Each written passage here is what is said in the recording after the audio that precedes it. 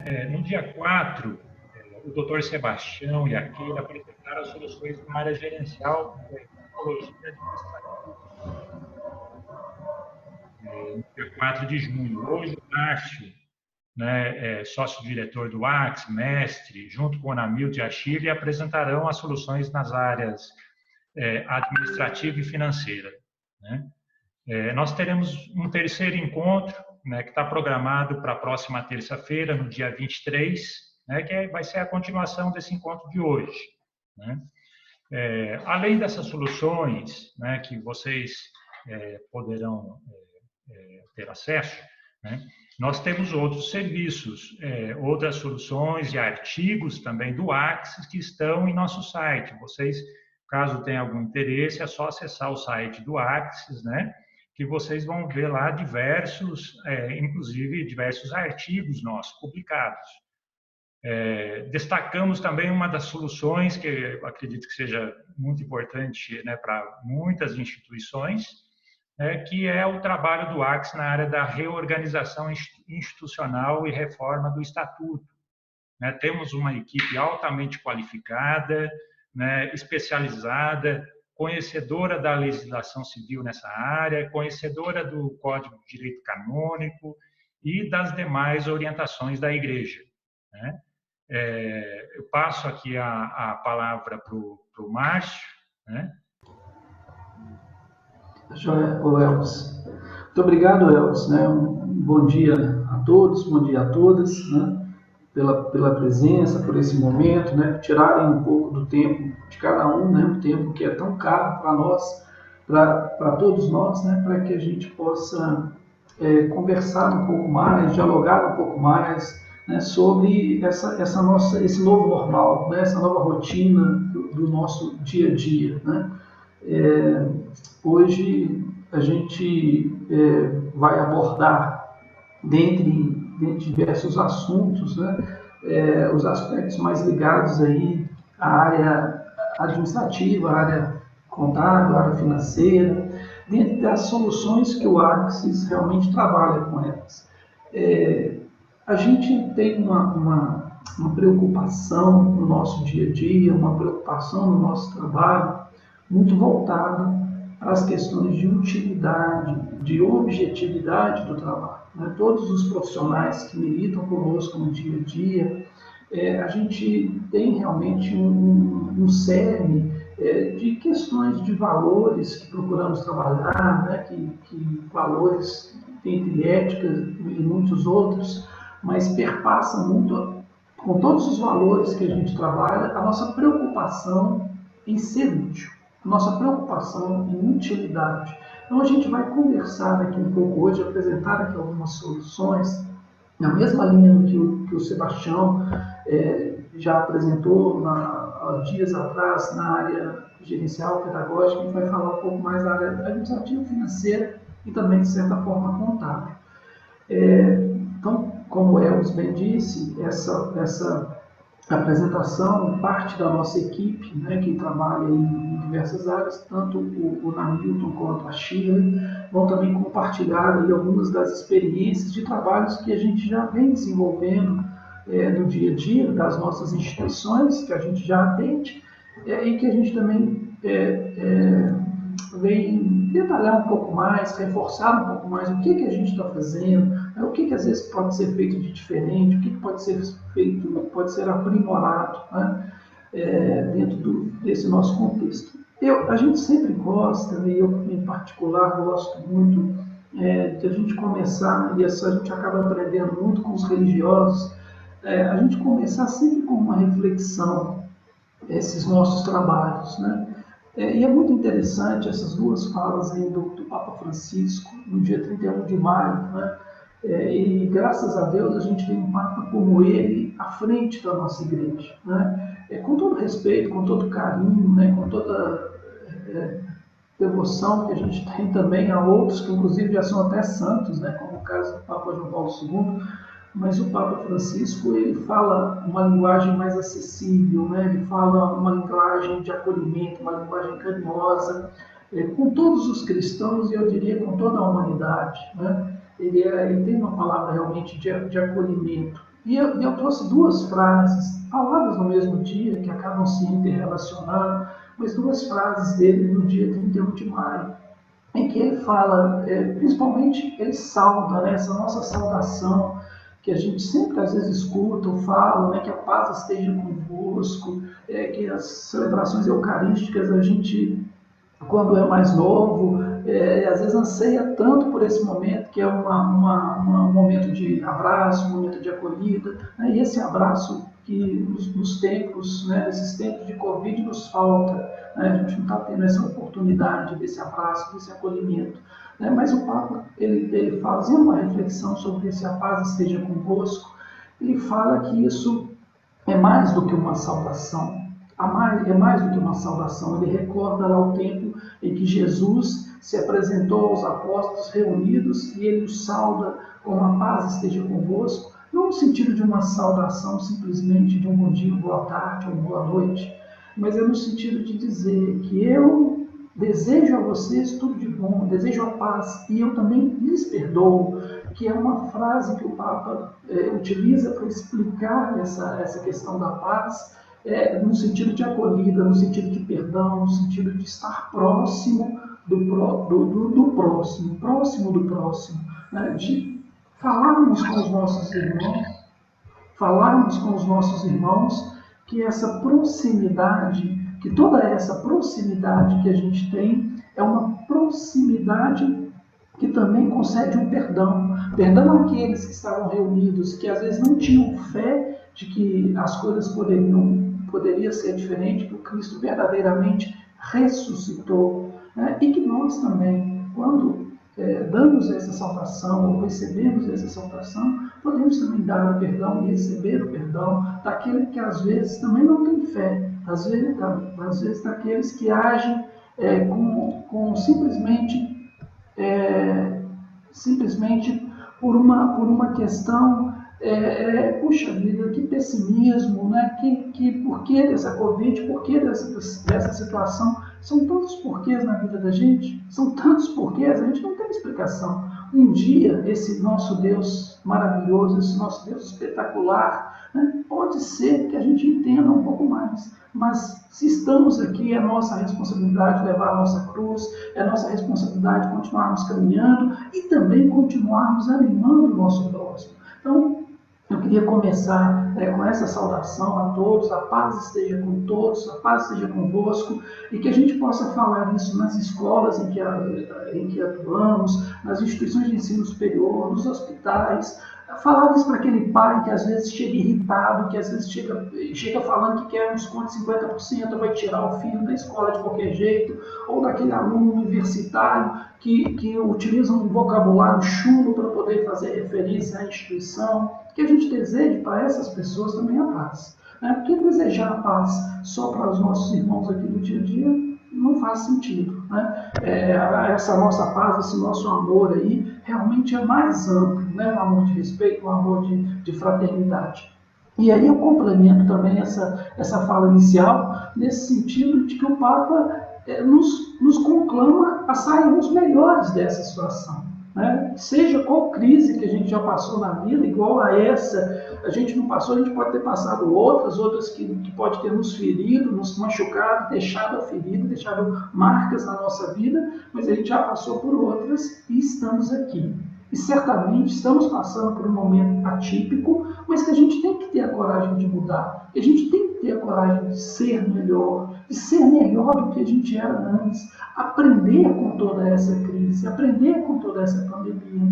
Tem dia que a gente está mais equilibrado, tem dia que a gente está mais tranquilo, que a gente está mais sensato, mas tem dia que a gente parece que se distancia um pouco dessa sensatez, se distancia do equilíbrio, mas que a gente consiga, mesmo nesses dias, respirar fundo e dizer que, peraí, o que eu estou aprendendo? O que eu posso tirar de positivo disso? Como que eu posso caminhar em relação a isso?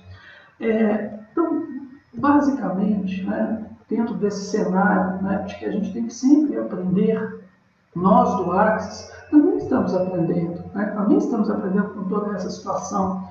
A gente tem um portfólio de 20 anos de trabalho com congregações religiosas, com instituições religiosas, São várias experiências que a gente tem em diversas áreas, né? Muitas experiências exitosas, muitas experiências que realmente nos deixam animados a dizer o seguinte: fomos úteis, conseguimos caminhar. Essa é a nossa preocupação, esse é o nosso dia a dia, em realmente tentar ser útil. Dentro desse portfólio de trabalhos, o Wells, no início, citou a questão da reorganização institucional, que é um trabalho que a gente vem desenvolvendo, né, com várias instituições, de transformar aquilo que era só uma entidade mista, em separar a parte religiosa da parte socioassistencial. Esse trabalho a gente continua desenvolvendo, continua fazendo em diversas outras áreas, na área de tecnologia da informação, na área pedagógica. A gente continua com todas essas soluções que a gente tem dentro do Axis. Mas agora, especificamente, neste cenário de Covid, nós entendemos que era pertinente segregarmos, separarmos um pouco mais, dividirmos um pouco mais essas nossas atividades dentro de um cenário de dificuldade para todos nós. É um cenário em que a gente não pode ter extravagância, né? É um cenário em que a gente tem que utilizar a graça que recebemos de racionalidade, de poder utilizar os recursos que são escassos, que a economia nos ensina que os recursos são escassos, mas utilizar parte desses recursos de forma correta, de forma que realmente nos ajude a caminhar. Então a gente tem hoje uma gama de dificuldades, uma gama de necessidades, mas se a gente não consegue ter uma consultoria, não consegue ter um trabalho que possa atender o todo, que a gente tenha um trabalho que vá atender uma parte. Então, as soluções Axis, na verdade, a gente procurou fragmentar algumas ações para ser útil, para ser objetiva. Essa é a nossa linha de raciocínio quando a gente quer conversar um pouco sobre essas soluções, né? As soluções que buscam aí resolver problemas e desafios atendendo a necessidades específicas. É isso que a gente se dispõe, buscar resolver, olha, o que eu preciso? Eu preciso de um planejamento de curso para o colégio, eu preciso de discutir um realinhamento da equipe, da minha ILPI ou do hospital, ou seja, uma necessidade específica, é nisso que eu preciso atuar. A gente precisa priorizar o nosso tempo e o direcionamento das nossas forças e dos nossos recursos para aquilo que é a prioridade nesse momento. Não dá para poder sonhar muito neste momento. Nesse momento a gente tem que buscar essa realidade e agir diante de uma realidade. Uma realidade que a gente tem aí de população. A gente não tem dados oficiais, infelizmente, até o nosso governo federal, ele não tem publicado dados confiáveis, mas se a gente tinha uma população de 12 milhões de desempregados, se estima que essa população tenha crescido para 22 milhões de pessoas desempregadas, ou seja, mais 10 milhões de desempregados. É muita gente desempregada, é muita gente que perdeu o emprego. Então, isso dentro do que a gente tem de racionalidade, opa, peraí, o que eu posso fazer para poder priorizar? O que eu vou poder atacar? O que eu vou poder dar ênfase dentro da minha instituição? Esse é um cenário que a gente vai ter que aprender a conviver com ele. E a gente precisa ter respostas ágeis, mas simples, objetivas, a partir de uma visão sistêmica. A professora Schiller vai falar um pouquinho aí de orçamento para a gente. Um orçamento, a gente precisa de uma visão sistêmica dentro do orçamento. Se a gente não tiver uma visão, uma clareza do que a gente desenvolve, do que é a nossa atividade, se eu não chamar o coordenador de curso daquela graduação, ou o coordenador da pós-graduação, se eu não chamar o coordenador pedagógico da educação básica, Fundamental 1 ou do Fundamental 2, para poder discutir como que vai ser a retomada, como que vai ser as atividades, como que eu posso planejar o orçamento. Não tem jeito, a coisa não é simplesmente fechada numa caixinha, ela é sistêmica, ela é mais ampla. A gente precisa, nesse nosso dia a dia, da clareza em relação a essa postura sistêmica. E a gente tem que, né, como eu já disse, essa experiência de 20 anos, colocando isso à disposição dos nossos clientes, à disposição daqueles que trabalham conosco no dia a dia, religiosos, dioceses, arquidiocese, a gente tem trabalhar no sentido de formação, né, que é um dos pilares do ACS, a formação de pares, a formação do clero, nesse aspecto, às vezes, mais administrativo financeiro, na gestão de pessoas, né, um curso que se consolidou dentro do ACS foi esse curso de gestão de pessoas nas instituições confessionais, que posteriormente virou até um livro, né, que o professor Sebastião escreveu um livro para nós, relatando as nossas experiências em relação a essa convivência dentro das instituições. Então, essa consolidação de experiência que a gente procura colocar também à disposição dos nossos clientes. A gente sabe tudo? Não. Não estão preocupados em saber tudo, não, mas a gente está preocupado em ser comprometido e buscar a solução em conjunto. São baseadas em conhecimento real dos trabalhos das diversas obras. Então, a gente procura, se tem que tratar da ILPI, os nossos profissionais que têm conhecimento da área de ILPI, para também ajudar dentro desse segmento. Na área de saúde, a gente tem uma carteira de hospitais, uma carteira grande de hospitais, como os hospitais estão sofrendo com essa situação. Às vezes a gente, enquanto leigo, que não atua na área hospitalar, pode achar, nossa, mas os hospitais, esses aí estão ganhando dinheiro. Olha, principalmente aqueles que trabalham com SUS, principalmente aqueles que se dedicam a atender essa nossa população mais empobrecida, esse não tá tendo cirurgia eletiva, não está tendo atendimento, não tá tendo consulta, ou seja, isso não está acontecendo, e aí o faturamento dessas instituições cai com 50%, porque elas têm uma parte que é dedicada ao atendimento da Covid, né? Principalmente aí as UTIs, a parte respiratória que é dedicada ao atendimento da Covid, mas tem toda uma outra parte que não está acontecendo, e essas instituições estão passando aperto, e passando aperto grande também. Se as instituições de educação estão sofrendo muito, as da área de saúde, boa parte delas perdeu o faturamento de cerca de 50%. Essa é a realidade que a gente tem enfrentado, né?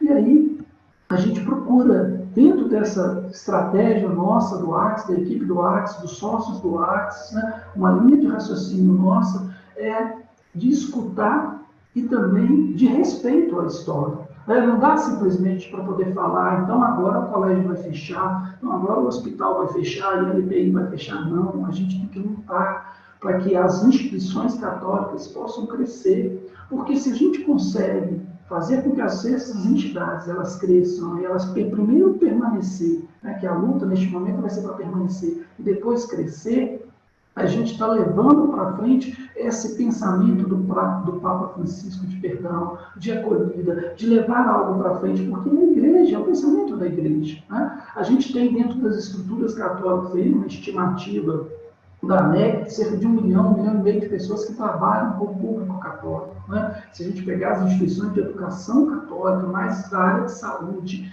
mais aqueles que trabalham nas organizações religiosas, a gente tem um corpo técnico de trabalhadores muito grande. Então, isso também, a gente, de certa forma, colabora com a economia, né? E por isso que a gente tem aí a nossa intenção é ser uma consultoria que atenda às diversas necessidades. Por isso, soluções, né? Por isso que não é uma solução só. São cenários, são realidades distintas.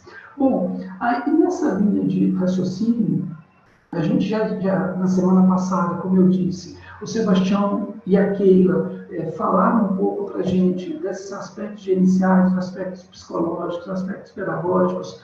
A nossa equipe de profissionais tem trabalhado muito, graças a Deus, né? A gente tem uma equipe aí bem coesa de profissionais e eles têm trabalhado muito, têm se dedicado muito, né? Que as demandas são muitas. A gente tem, por exemplo, nesses exemplos aí, esses protocolos de retorno ao trabalho, né? Descrito aí como solução 9 para a gente, que a turma está se dedicando a isso. O planejamento pedagógico do segundo semestre de 2020, essa realidade do planejamento de sala de aula, de planejamento de coordenação, de planejamento de direção, mas também a parte psicológica de aconselhamento e consultoria estratégica para os religiosos nesse momento, né?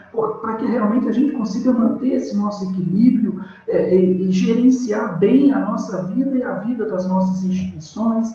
Ou seja, as diversas áreas que a gente já atuava no Axis, agora a gente definiu enquanto solução, sabe, o que eu preciso? O que a instituição precisa? Ela precisa de auxílio para se planejar pedagogicamente? Ela precisa de auxílio para planejar uma reunião de pais, uma reunião com os funcionários, com o funcionário que vai chegar antes na instituição, o porteiro, o recepcionista. Nossa, como esses dois que eu citei, porteiro e recepcionista, são essenciais. Né? O Sebastião comentava sobre isso, e o protocolo trata disso, né? Mas desde o porteiro, ao pai, ao aluno, ao coordenador, a todos os professores, os protocolos precisam tratar dessas pessoas, precisam acolher essas pessoas, a gente precisa estar preparado para isso. Então, a essência das pessoas, que a gente discute em alguns protocolos e nessa assessoria que a gente faz, isso é essencial para a gente.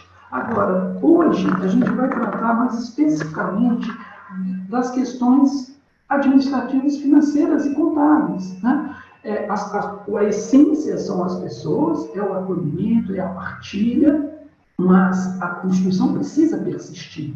Porque se a instituição estiver equilibrada financeiramente, tiver um fluxo de caixa em ordem, tiver como sobreviver, como superar essa pandemia, como superar essa pandemia, não só a pandemia Covid, mas uma pandemia financeira.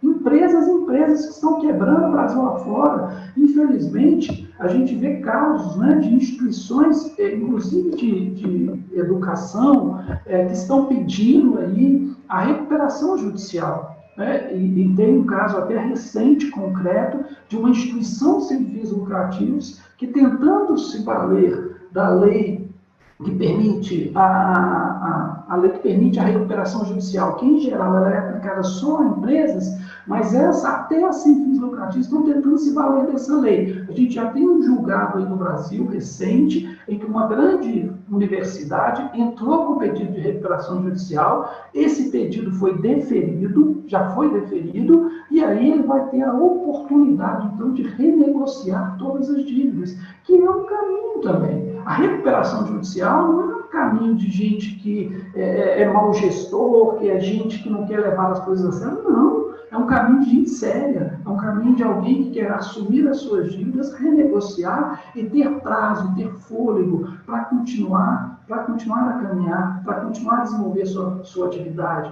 Então, também é um caminho. E a gente vai falar um pouco desses aspectos hoje, então, de uma forma um pouco mais específica, que é uma forma mais rápida, porque, na verdade, é uma apresentação daquilo que o Axis está desenvolvendo, né? Então, aquilo que a gente vende de trabalho, a gente oferece aos nossos clientes essa assessoria, a gente trabalha isso, a gente vive disso, mas de uma forma específica, uma forma tentando ser útil naquilo que a gente pode.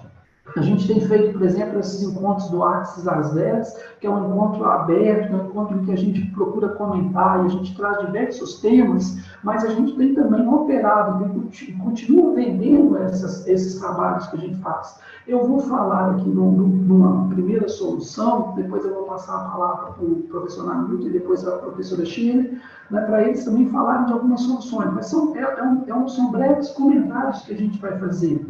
Essa solução, por exemplo, do fluxo de caixa, né? A gente tem que parar para rever o fluxo de caixa. Ah, Márcio, mas isso não é uma preocupação que eu tenho. Eu já tenho aqui um fluxo de caixa bem tranquilo, perfeito, mas a gente precisa pensar no sistêmico. Eu consultei o operador, eu consultei o professor de inglês, eu consultei a equipe de TI, o que eu vou precisar no ano que vem. Eu conversei com a equipe de engenharia, eu vou utilizar o acrílico para poder separar os alunos, eu vou ter aula com um grupo de alunos num dia, no outro dia, outro grupo de alunos da mesma turma, eu vou dividir as turmas, vou ter um espaçamento entre uma sala, entre um aluno e outro, de 1,80 m, como está sendo orientado pela OMS, ter um espaçamento entre os alunos, de uma carteira para outra. A minha situação permite isso, a minha situação de espaço físico permite isso. Isso tudo tem que ser conversado para trazer essa informação para dentro do fluxo de caixa. Qual que é a previsão da inadimplência? Né? Um parceiro nosso, Ricardo Raivan, semana passada falava da inadimplência, né, que se estima a inadimplência aí até de 25% a 40%, né, dependendo da instituição. Então, isso afeta diretamente o nosso fluxo de caixa. Será que a gente analisou todas as hipóteses? Será que analisamos todas as situações? Então, nesse sentido, da gente tentar ser útil, é que a gente se propõe a ajudar a revisar esse fluxo de caixa emergencial, que seja até dezembro de 2020, para que depois a gente possa ter, naquilo que o Namilton agora vai abordar na sequência, linhas de crédito, né? Como que a gente vai apropriar aí as linhas de crédito, que tipo de linha de crédito eu posso utilizar ou não utilizar.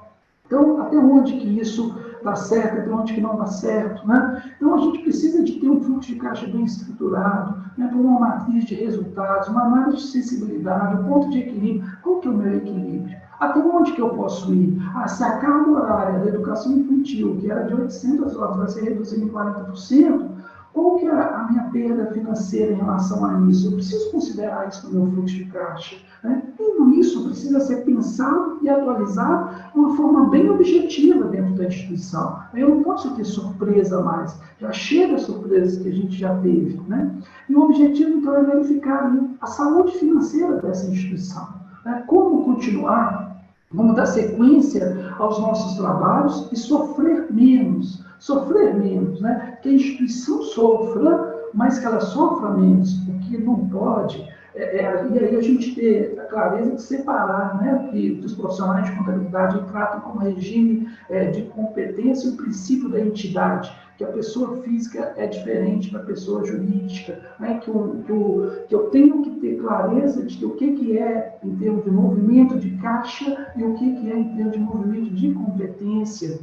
Aí, a gente separando o que é da pessoa jurídica, o que é da pessoa física, claramente, eu vou também conseguir, peraí, vou trabalhar aqui, mas eu vou lutar para que a instituição continue, eu vou me empenhar, eu vou dedicar, certamente a providência divina vai me ajudar, mas eu vou me dedicar, mas eu também não posso morrer, porque se eu ficar exatamente assoberbado, se eu ficar maluco, se eu deixar de perder o meu ponto de referência, o meu ponto de equilíbrio, eu não consigo caminhar mais. Então, esse fluxo de caixa pode ser um instrumento para eu poder dizer, olha, como é que vai ser o pagamento das férias, do 13º, como é que vai ser a virada do ano, como é que vai ser se eu precisar repor aulas em janeiro, fevereiro e março do ano que vem, se eu tiver que fazer uma compensação de aulas aos domingos, que gasto esse que eu vou ter, trazer isso tudo para dentro do fluxo de caixa. Eu vou passar agora a palavra para o consultor Hamilton, que vai falar um pouquinho mais sobre as questões de linhas de crédito. Hamilton, por favor, fique à vontade. Obrigado, Márcio. Bom dia a todos e a todas. Essa questão que o Márcio apontou, o primeiro ponto, o pontapé inicial do ponto de vista financeiro e administrativo, é levantar a necessidade de caixa, né, que nós chamamos aí de fluxo de caixa. O que eu tenho para receber, o que eu tenho para pagar. Feito esse primeiro passo, o segundo é ver como eu vou obter esses recursos de fontes externas, já que às vezes eu não tenho o caixa interno, né? Minhas reservas não serão utilizadas para esse fluxo de caixa, como eu posso obter? Então, essa solução do Axis, esse ponto, é analisar primeiro, a partir desse fluxo de caixa, qual é a necessidade que eu tenho de recurso? Eu vou lá fora buscar recurso para capital de giro, ou seja, para o dia a dia, para pagar o custeio, ou é para pagar ou para fazer investimentos? Muitas instituições estão revendo os investimentos em função da pandemia, mas outros investimentos, eles são inadiáveis, são estratégicos, né? Às vezes uma obra que estava no meio, às vezes é uma adaptação de acessibilidade. Então, dependendo da necessidade, também terá interferência na obtenção do crédito. As instituições financeiras, elas primeiro analisam quem é que vai obter o recurso e qual a capacidade de obtenção desse recurso. Nessa linha de análise, os bancos também pedem as garantias, né? Apesar das instituições sem fins lucrativos e essas principalmente religiosas, né, vinculadas às entidades religiosas, ela tem um histórico bom de perenidade, tem uma estabilidade, tem uma imagem boa, mas o banco também quer garantia. Então, quais serão as garantias mais adequadas que as entidades poderão oferecer aos bancos e resguardando os bens eclesiásticos estratégicos? Ou seja, eu não vou dar como garantia aquele bem que é uma casa da sede, né? Porque, eventualmente, na necessidade de execução por parte do banco e às vezes não pagou a dívida, aquele bem pode estar penhorado, né? Então, avaliar e discutir com o banco como é que poderá ser dada essa garantia de acordo com as previsões, inclusive legais, né? Que temos aí hoje, essa repactuação do fluxo de caixa aí que o Márcio está montando. Ontem o Banco Central reduziu a taxa de juros do Brasil, a chamada Selic, de 3% para 2,25% ao ano. É uma taxa excepcional, é uma taxa de juros de primeiro mundo. Porém, isso traz reflexos também. Aquelas entidades em que previam ter receita financeira aplicando dinheiro no banco, as receitas serão menores porque a taxa é menor, né? Então, tem um lado bom e um lado ruim de se diminuir uma taxa de juros. Essa taxa de juros de 2,25% ao ano, ela projeta uma taxa aí de quem tem aplicação em poupança, por exemplo, de 1,58% ao ano. Gente, essa taxa é uma taxa que a gente costumava, algum tempo atrás, escutar ao mês era muito bom, mas ao ano, né, ela é uma taxa pequena. Então, essas avaliações, essas reflexões de como negociar com o banco, entender primeiro a necessidade, e às vezes a entidade até tem o dinheiro para poder arcar nesse momento com o fluxo de caixa. Porém, não seria talvez estratégico usar aquela reserva que está lá na instituição, porque podem vir outras necessidades mais urgentes e que aquele valor guardado será muito importante. Então, esse valor guardado ele serve como garantia para os bancos, né, que fala, sabe, olha, se tiver alguma coisa, você tem dinheiro para me pagar. E também serve para as instituições avaliar estrategicamente quando usar essa reserva. É igual aquela viagem que a gente está de carro, então a gente vai olhando o tanque de gasolina. Então, quando chega naquele vermelhinho, aquele vermelhinho é a última gasolina que a gente tem. E o carro não anda sem isso. Então, essa reserva estratégica que a gente comenta, ela deve ficar lá, porque tem outras urgências que poderão surgir e que, eventualmente, a gente não consiga, às vezes, buscar no mercado. Ô, Márcio, clique no próximo, por favor. Essa negociação do empréstimo com o banco pode ser o quê? Pode ser a obtenção da linha adequada à necessidade da instituição ou a renegociação de empréstimos existentes, alongando prazo, né, postergando pagamentos de parcelas, porque às vezes você, se eu tenho dinheiro para pagar hoje, não é melhor? Com certeza é. Se você tiver também mais dinheiro para pagar depois, as suas outras despesas. Então, avaliar essa estratégia, fazer esse discernimento junto à instituição, de acordo com o seu caso. Então, às vezes, a negociação junto ao banco, o banco conhece os senhores e senhoras que têm contas lá, que são clientes bons, são clientes que não brigam, né? Diferentemente do empresário, que às vezes chega xingando lá, enfim, tem um tratamento diferenciado. E, às vezes, isso induz uma condição do banco para com a instituição de, às vezes, não dar aquela melhor taxa. Não, esse pessoal aqui, a gente pode pôr uma taxa maior, porque eles são tranquilos, eles têm um patrimônio, enfim, não é esse tratamento que requer hoje. E nem poderia ser também antes, né? Mas nós estamos falando principalmente nesse momento. É uma negociação técnica. Se o banco tem que ver a instituição do senhor ou senhora como uma boa instituição, diferentemente dos outros do mercado, né? Então, precisa ter uma taxa boa, uma taxa condizente, que seja acompanhada com tantos anos que ficaram com aquele banco. E se aquele banco não tiver uma taxa boa, vamos para outro banco, né? Instituições também sólidas, sérias, né? Então, esse aspecto de obter o recurso é uma fase tão importante quanto elaborar o recurso, o fluxo de caixa e saber se precisa. Depois de saber se precisa, é saber qual que é o remédio. Se é a cloroquina, se é a azitromicina, como está discutindo aí hoje na pandemia, também as taxas de juros afetam a saúde financeira de forma assim, muito importante, né? Às vezes você pega um empréstimo, às vezes na agonia, e às vezes não é o mais adequado, né? E aí, Márcio, vamos passar para o próximo? O Sebastião está até me corrigindo aqui que a dexametasona né? É importante, viu, Sebastião, esse nome técnico, porque às vezes a gente, aí falando que a cloroquina é do passado, então a gente escuta tanto remédio, como eu sou da área financeira, eu fico de olho nos juros, nos contratos, e esse do remédio eu tenho pouca intimidade com antibiótico, né? E esses outros remédios. Depois de ter feito essa busca de necessidade de caixa, tem avaliação também em relação à parte mais expressiva do gasto nessas instituições em geral, a parte de pagamento que tem a ver com folha de pessoal. Então, hoje nós temos aí na estrutura, nessa reavaliação da estrutura de pessoal, várias medidas legais que o governo disponibiliza para minimizar o custo e flexibilizar algumas relações de trabalho que antes não poderiam. Então, hoje nós temos aí vários instrumentos normativos, principalmente as medidas provisórias 927 e 936, das quais tratam aí de postergar pagamento de férias, antecipar férias, fazer férias coletivas de forma mais simplificada, nos bancos de horas, nas compensações de banco de horas dos 8 meses, ou seja, como que aplicaria isso de uma forma estratégica, de acordo com a situação de cada instituição, de ensino, educação, de assistência, como que seria à luz da legislação para o seu resguardo, né?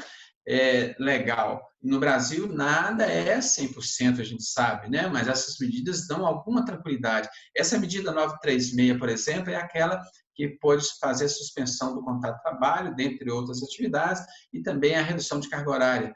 Ela foi aprovada ontem no Congresso Nacional, está lá para o senhor Bolsonaro validar e ver se vai prorrogar, em quais condições ele vai editar um decreto alterando as normas, melhorando e flexibilizando os prazos que hoje estão em vigência. Saiu ontem também no Diário Oficial a possibilidade de o pagamento da cota patronal da folha de pagamento de maio, que seria recolhido amanhã, né, que é o dia 19, pode ser pago até outubro, né, que é a competência outubro, vencimento novembro. Então, são medidas que vão saindo assim todo dia, e é o que eu falei, nós temos dinheiro para pagar a cota patronal do INSS amanhã. Tá? As senhoras têm amanhã. Será que não tem outra urgência? Essa postergação do pagamento é sem juros. Então, avaliar cada caso, né? Então, essa carga horária, a gente está falando de banco de horas, como é que vai se dar? Não é simplesmente criar o banco de horas. Como que está o banco de horas? Como vai ser a compensação? Eu vou ter atividades para compensar?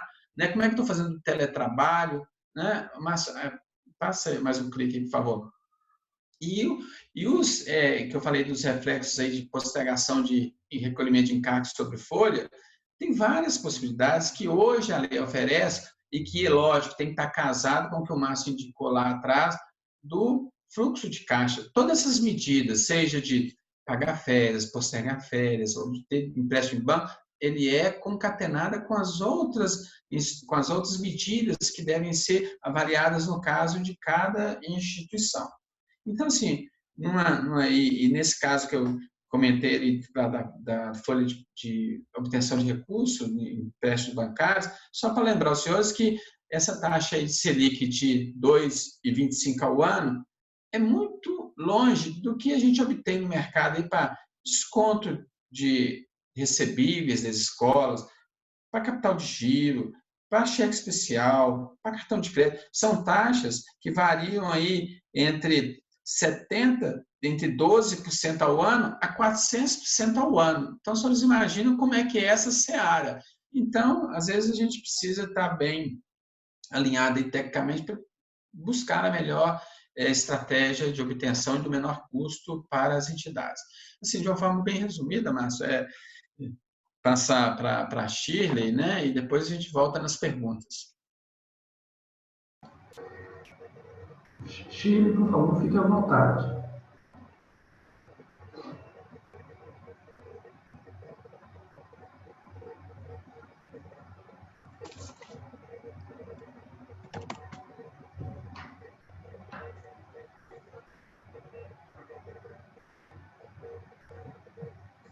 Shirley?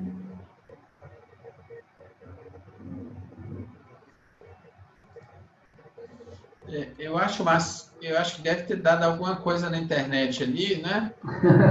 Não, tá certo. A professora Shirley ia discorrer para a gente sobre essa questão ligada ao planejamento orçamentário, né? Ele está sem som. Oi? Ele está sem som. Shirley? Desculpa. Acontece, Shirley, né? Infelizmente acontece, não tem problema não. Vamos lá. O Namilton discorreu sobre os dois temas anteriores, eu tinha falado sobre essa solução no fluxo de caixa, o Namilton falou sobre a linha de crédito, e também sobre essas medidas, que algumas já tomadas e outras ainda que podem ser tomadas pelas instituições. E agora, Shirley, por favor, comente para nós aí a respeito do plano orçamentário e também da outra solução, que é a planilha de custo. Fique à vontade. Eu estava dizendo, né, porque todas essas intervenções, eles acabam, então, impactando no orçamento da instituição, e o plano de orçamento, ele é uma ferramenta, né, de gestão que permite que os recursos disponíveis sejam melhor aplicados em prol do desenvolvimento e continuidade da obra. Essa solução do Axis, ela auxilia no processo de revisão, né, e adequação do orçamento, considerando aí o gerenciamento das variações das receitas e despesas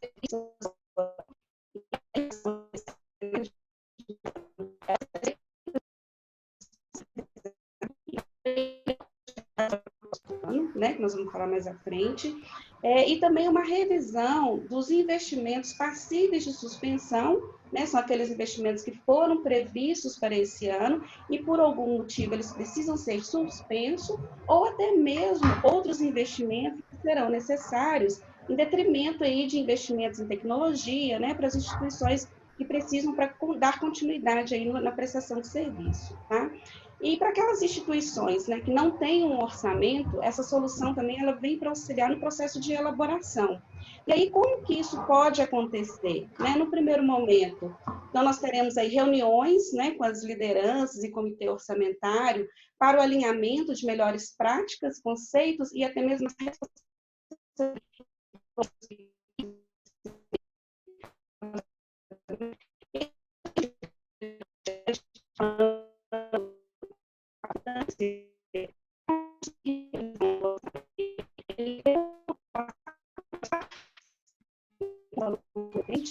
é muito importante que todos os departamentos, todas as lideranças, né, da instituição tragam informações sobre possibilidades que possam ser ajustadas, né, mediante esse momento que a gente está passando, ou possibilidades de serem remanejados algum recurso, né? Nós tínhamos a previsão de ter um investimento em uma determinada atividade, nós podemos disponibilizar esse valor para uma outra atividade.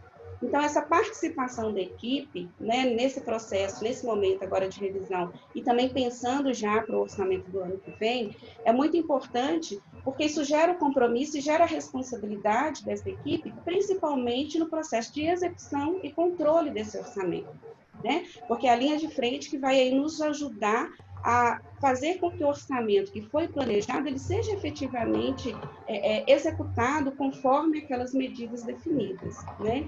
E uma outra melhor prática também é a gente começar a pensar no processo de elaboração desse orçamento antecipadamente, né? Então, hoje nós já precisamos pensar no orçamento de 2021, né? Com esse momento, algumas medidas sanitárias, provavelmente, com certeza, a gente vai sofrer impacto, nós vamos aumentar algum gasto, né? Igual o Márcio comentou, a sala de aula vai ter que ser separada por acrílico, nós vamos ter um investimento melhor no processo de limpeza, contratar mais pessoas, nós vamos ter que segregar, né, as turmas, e aí uma sala que anteriormente, né, a gente conseguia colocar até 30 alunos, como que isso vai ficar em relação às medidas? Então, tudo isso precisa ser previsto e planejado, né, e colocado dentro do orçamento, porque nós precisamos nos precaver de alguma forma e ter essa possibilidade, essa visão de futuro do que será necessário para investir.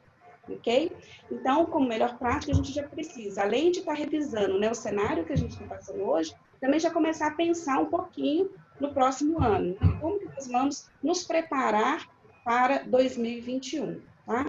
Em relação aos conceitos, né, a intenção é que essa solução faça com que a gente compartilhe um pouco mais de conhecimento, né? um cenário de troca, né, entre Axis e instituição, e aí fazer um alinhamento conceitual mesmo com a equipe em relação aos tipos de orçamento que nós temos disponíveis. Então, por exemplo, orçamento estático, ajustado, flexível, né, orçamento base zero, orçamento contínuo. Qual que é a diferença entre um orçamento e outro?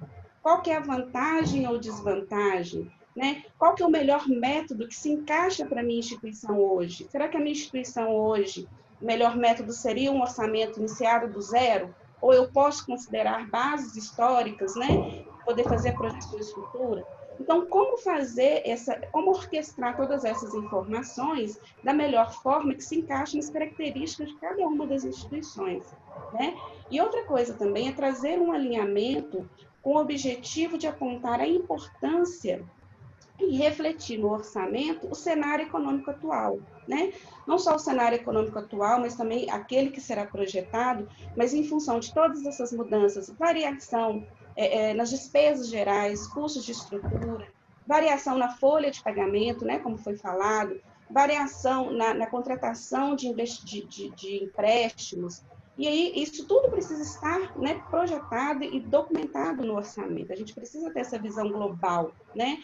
A composição das estimativas, por exemplo, né, que a gente utiliza para elaborar o orçamento, como fazer a melhor estimativa, qual que é o método, né, para a gente ter um pouco mais de segurança. A utilização das bases históricas, né, que a gente tanto fala, então nós precisamos ter as bases históricas de uma forma sólida e consolidada, que nos permita aí fazer uma projeção, mas que essa base histórica ela não dificulte, né, e não faça com que a gente fique desvinculado dos objetivos estratégicos da instituição. Então, uma das dificuldades hoje é como elaborar um orçamento, né, conectado com os objetivos estratégicos. Então, pensando em tudo isso, né, que a gente precisa revisar e atualizar o orçamento, mas de forma que a gente não perca a nossa referência, que é aquilo que foi definido no plano estratégico da instituição, né? Porque o orçamento ele é um desdobramento do planejamento estratégico. Né? Então, claro, aí adaptado às movimentações do ambiente interno, às movimentações do ambiente externo, mas de forma alguma a gente pode desvincular isso, ok? E aí, quando a gente fala da responsabilidade, né, o que nós trazemos? Essa preocupação mesmo, a gente ter uma matriz de responsabilidade ali dentro da instituição, dentro do comitê orçamentário, para que cada um, né, tenha de forma clara qual que é a sua participação, né, no processo de execução e monitoramento daquele orçamento, né? No processo de estar à frente, de ser compromissado, né, de ter aquele compromisso de fazer com que aquelas metas que foram revisadas e estabelecidas sejam efetivamente alcançadas. Então, essa matriz de responsabilidade, ela permite aí a gente ter uma orientação e até mesmo uma segregação aí de funções e responsabilidades dentro do processo, tá?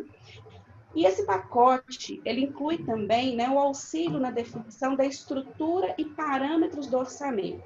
Né? Quando a gente fala estrutura e parâmetros, ele está relacionado, o meu orçamento ele vai ser organizado por cento de custo, por cento de lucro, eu vou ter um orçamento por departamento da minha instituição, ou eu vou ter um orçamento segregado por unidade, e posteriormente nós vamos consolidar esse orçamento. Então, nós vamos juntos, né, fazer essa definição e identificar a melhor forma de constituir. Se a melhor forma primeiro, a gente faz o orçamento individual e depois consolida, ou se a gente parte para um processo de elaboração já consolidado do orçamento, né? Então, dependendo das características da instituição, a gente consegue aí direcionar a melhor prática de efetivamente executar esse processo, né? E até mesmo no processo de monitoramento, de controle. Então, fazer isso de forma ou centralizada ou descentralizada, ou até mesmo de forma mista, né?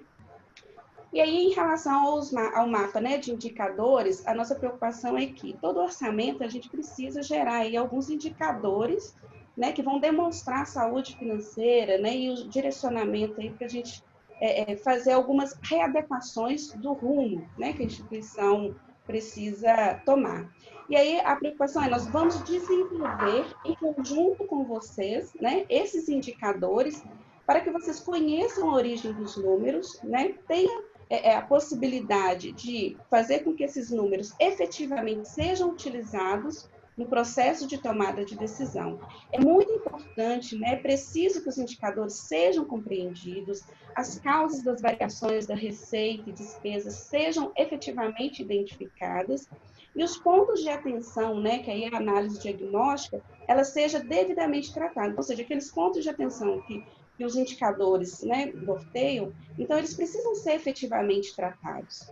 E aí, dessa forma, né, a gente consegue, em conjunto, desenvolver aí um instrumento orçamentário, né, gerencial e eficaz, e, em contrapartida, também fazer um desenvolvimento e fortalecimento da equipe, né, da equipe ali de desenvolvimento do processo orçamentário, tanto em relação ao desenvolvimento de conhecimento, no processo de elaboração, monitoramento e controle, e aí o link dessa informação, dessa ferramenta com as demais ferramentas da instituição, né? Qual que é o papel do fluxo de caixa dentro do orçamento e vice-versa, né? Como aí trabalhar com os dois em paralelo, o papel do orçamento e a contabilidade. Então, tudo isso é um processo que nós vamos estar trabalhando com vocês dentro desse pacote, ok?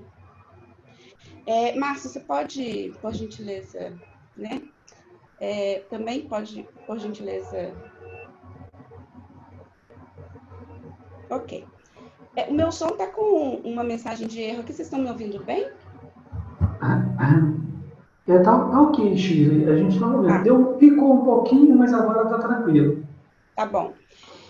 Uma outra solução, né? Então, como o Márcio falou anteriormente, é o processo de revisão da planilha de custo, né? Então, como nós sabemos, a planilha de custo, ela é originada de uma determinação legal, e a gente já tem um histórico, né, de algumas instituições que estão sendo convidadas a apresentar a planilha de custo, né, para alguns órgãos judiciais.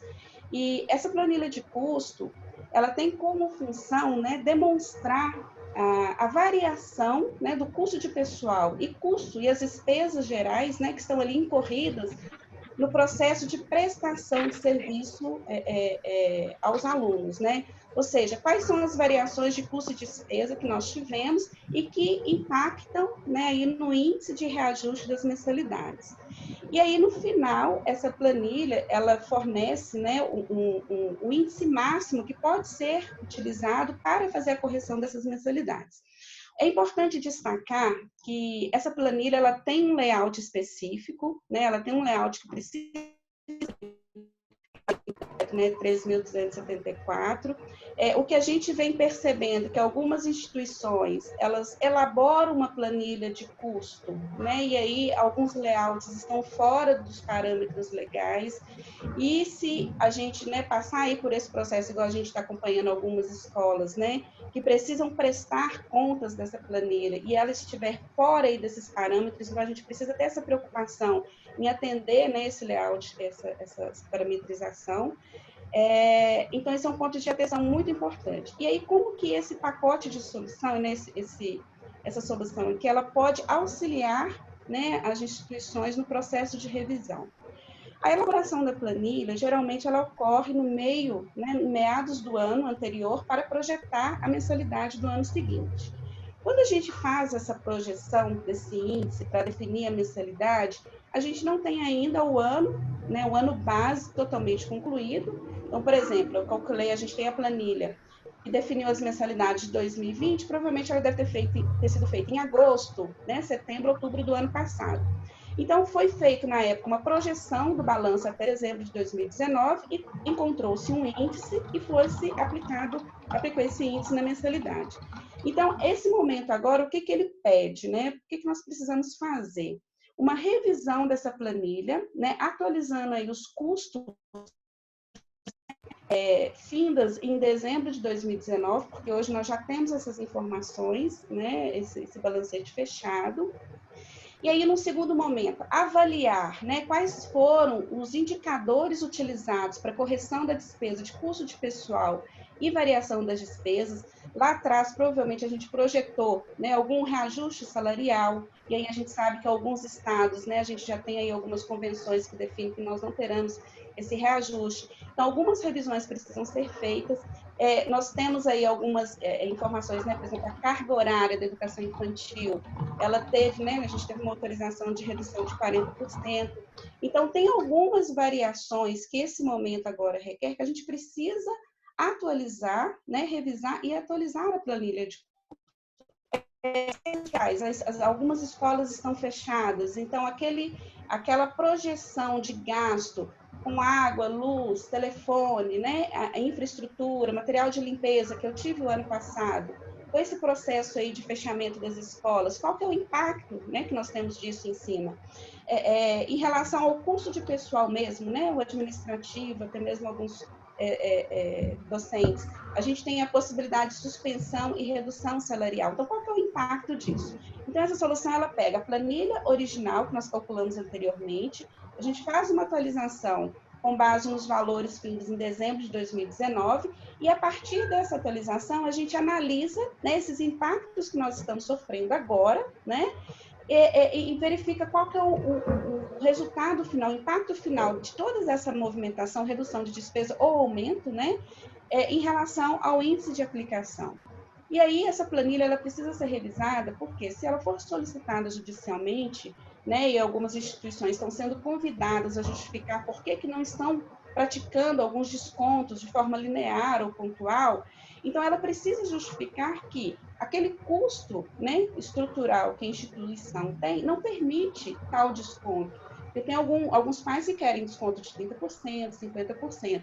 Então, essa realidade a gente precisa verificar nessa planilha, considerando todos esses impactos, se realmente a gente tem condições de aplicar um desconto nessa magnitude. Então, a atualização dessa planilha ela é muito importante, né, justamente porque nós precisamos, não só para efeito gerencial, a gente saber efetivamente qual que é o custo de prestação, né, de serviço educacional, mas também estarmos preparados para qualquer solicitação, intervenção judicial, Ministério Público, né, ou Comissão de Paz, enfim. Então, essa é uma preocupação, né, e aí nós estamos à disposição nesse sentido para auxiliar aí nessas etapas de revisão, direcionar esse método, né, de como fazer esse brainstorm para analisar tivemos um aprimoramento a mais, ou esse aprimoramento que a gente tinha previsto, ele não vai acontecer, e qual que é o impacto disso na planilha, e assim sucessivamente, tá? E também auxiliar aí no processo de comunicação aos pais, né? Se porventura a gente tiver um índice, né, de desconto ou não, e aí tudo isso a gente está disponível aí para poder trabalhar junto com vocês, né? Márcio, acho que é isso. E aí, se quer complementar alguma coisa, fica à vontade. Tá certo. Muito obrigado, Shirley. Não, você foi bem clara. Na verdade, a gente acaba fazendo um resumo, né? Porque o tempo é pouco, mas a intenção realmente é apresentar essas soluções, como eu disse no início, de forma separada, né? De forma individualizada, para que aquilo que foi essencial, agora a gente tem que trabalhar no essencial, tem que trabalhar na prioridade. Se a prioridade está sendo essa planilha de custo, como bem a Shirley colocou, eu preciso rever a planilha de 2019, porque eu tinha uma previsão de aumento de salário, e se o sindicato, se a instituição é daqui de Minas Gerais, esse aumento não vai ser praticado mais, eu tenho que rever essa planilha, porque se eu precisar apresentar, eu já tenho que ter tudo pronto, não posso ficar fazendo isso na correria. A gente não está recomendando que essa planilha, por exemplo, seja apresentada em reunião de pais, em reuniões virtuais, mas que, havendo determinação judicial para que ela seja apresentada, ou em que a parte seja lá o Ministério Público, o PROCON, aí não tem como escapar. Então, a gente precisa apresentar. Daí a importância da gente ter dados bem claros, né, de forma consistente, como bem a Shirley colocou. Né, a questão do orçamento, né, ligado às estratégias da instituição, já pensar no orçamento de 2021, essas linhas de crédito que o Hamilton comentou também, as possibilidades de linha de crédito. A instituição não gosta de linha de crédito, mas será que não é importante deixar, se eu tenho uma condição favorável na instituição, seria importante eu buscar uma linha de crédito? Dessas mudanças em relação à legislação, do próprio fluxo de caixa, né, que se diferencia aí do orçamento, porque o orçamento é algo mais ligado aí à governança, ao estratégico, o fluxo de caixa é dia a dia. Eu vou ter dinheiro amanhã para pagar as contas, eu vou ter dinheiro na semana que vem, no mês que vem, qual que é a minha previsão? Então, é mais ligado aí ao cotidiano, né? Então, enquanto considerações finais, só para a gente poder já caminhar para o encerramento, eu gostaria de dizer o seguinte, né? Tudo isso que a gente apresenta de forma segregada, e se for contratado junto ao Axis, é no sentido da gente tentar, dentro do possível, antecipar, planejar e ser proativo, né? Isso vale para todas as áreas, vale lá para a área psicológica, que o Sebastião falou, para a área gerencial, para a área pedagógica, que a Keila comentou na semana passada, que a Graça também já falou, vale para a área de comunicação. Tudo precisa ser bem planejado e a gente tem que tentar ser proativo. Não esperar eu receber uma reclamação do pai para poder agir. Né? Não esperar, o pai vai, se o pai fizer isso, eu já tenho uma resposta pronta, já tenho uma documentação pronta, já tenho uma planilha de curso pronta. Né? As decisões precisam ser tomadas com agilidade. A gente sabe o quanto que as congregações gostam de discernir. É importante refletir, é importante discernir, mas a gente precisa resolver. Não pode refletir, discernir e não tomar decisão. Dar um encaminhamento. Escolher os cenários existentes e dar o encaminhamento. Agir. É importante ter ação. Fundamental trabalhar com os dados. Né? Aí a gente está tendo muita dificuldade na área financeira. A nossa equipe financeira está trabalhando intensamente, trabalha final de semana, o home office está trabalhando mais do que trabalhava antes. A verdade é essa. A turma está trabalhando muito, mas também tem uma dificuldade na obtenção de dados que é muito grande. Né? Isso a gente precisa melhorar. Isso não tem como a gente agir, não tem como tomar decisão se a gente não tiver informação. E pensar realmente de uma forma estratégica, né? Agindo, explorando, mas de forma antenada, está ligado no que está acontecendo. Né? Tem muitas instituições laicas que estão falando em crescimento, estão falando em comprar outras instituições, estão falando em buscar crescer nesse momento. Né? Então, existem também muitas oportunidades e estar ligado, estar antenado é um diferencial das instituições. E por último, mas nunca menos importante, as pessoas. Cuidado com as pessoas, estar atento às pessoas. Uma mensagem do WhatsApp, um telefonema, o acolher o pai, o acolher a família, porque dentro dessa realidade que todos nós sabemos de imensa dificuldade, né, realmente é um contexto novo para todos nós. Então, atenção com as pessoas. Da minha parte, Elvis, né, da nossa parte aqui da equipe, que hoje comentamos, tanto na Rio quanto no Chile, seria isso.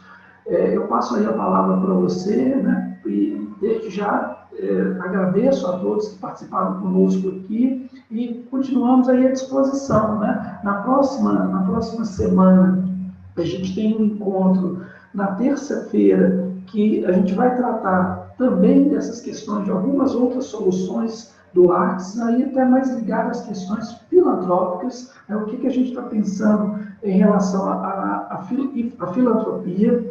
E na quinta-feira, a nossa equipe técnica, coordenada pelo Sebastião, mais ligada à parte educacional e acadêmica, vai fazer reflexões quanto à retomada das atividades presenciais nas escolas e certamente nas instituições de ensino superior. Então, a gente vai trazer algumas experiências sobre essa retomada. Né? O primeiro momento, isso que eu falei, qual é o primeiro momento? O que a gente tem de ação em relação a essas questões? Então, o Sebastião, na quinta-feira, vai tratar desse assunto e na terça-feira da próxima semana, a gente vai discutir também algumas questões ligadas a essas ações e soluções do Axis, mas ligadas também, um dos temas seria a filantropia. Elvis, por favor, fique à vontade, e aqui eu já agradeço, já me despeço de todos pela colaboração e pela participação aqui conosco. Muito obrigado, Márcio, a Sheila e o Namilton. Excelente apresentação. Caso alguém queira conversar sobre algum assunto, alguma dúvida, né, segue aí o meu contato, né, o telefone, o WhatsApp, e-mail, né, até a próxima terça-feira. Não deixe de acessar o nosso site, conhecer os nossos artigos E um abraço a todos e muito obrigado pela presença. Um abraço a todos.